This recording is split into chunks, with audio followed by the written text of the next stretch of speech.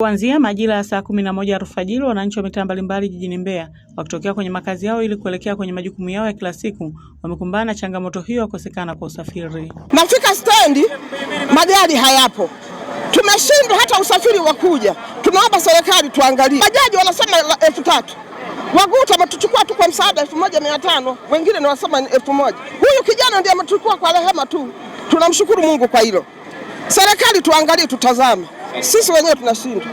Kwa siku unaweza kutumia mtu 7000 wewe na mtoto kwenda na kurudi, na ukute kipato changu ni kidogo. Kwa hiyo inatuathiri sana. Serikali ifanye haraka sana kwa kweli kwenye hili jambo. Baada ya za hiyo ndipo mkuu wa wilaya ya Mbeya Solomon Itunda akaitisha kikao cha dharura kati ya viongozi wa usafirishaji na mamlaka ya udhibiti wa usafiri ardhini LATRA na wadau wengine wa usafirishaji ili kutatua changamoto hiyo.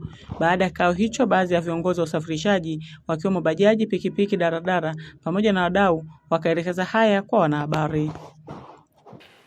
Tumekaa kikao kutafuta suluhu namna ya kurudisha usafiri na tumefanikiwa kujadili vizuri, lakini pia serikali nayo pia imekubali, imekiri kwamba mafuta kweli yamepanda. Kwa hiyo tunasubiri suluhisho la tarehe 8 watakalotupa. Kwa hiyo sasa hivi tumekubaliana tukarudisha usafiri, tuendelee kutoa huduma kama zamani.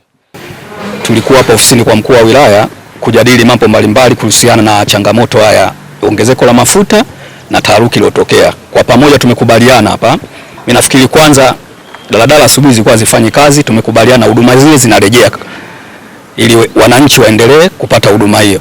Vile vile tusubiri ongezeko la nauli kwa sababu tuna kikao cha tarehe 8 kilichotolewa na mkurugenzi wa LATRA taifa. Kwa hiyo tunasubiri tarehe 8 tukajadili kama kutakuwa na ongezeko au taratibu gani tufuate.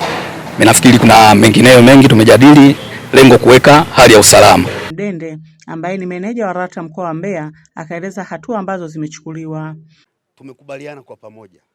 Kwanza, huduma hivi ninavyozungumza na ninyi ziendelee, na huduma zimeshaanza kurejea kwa sababu utaratibu wetu pale tunapoona kuna changamoto tunakutana, tunazungumza, tunajadiliana, tunasonga mbele.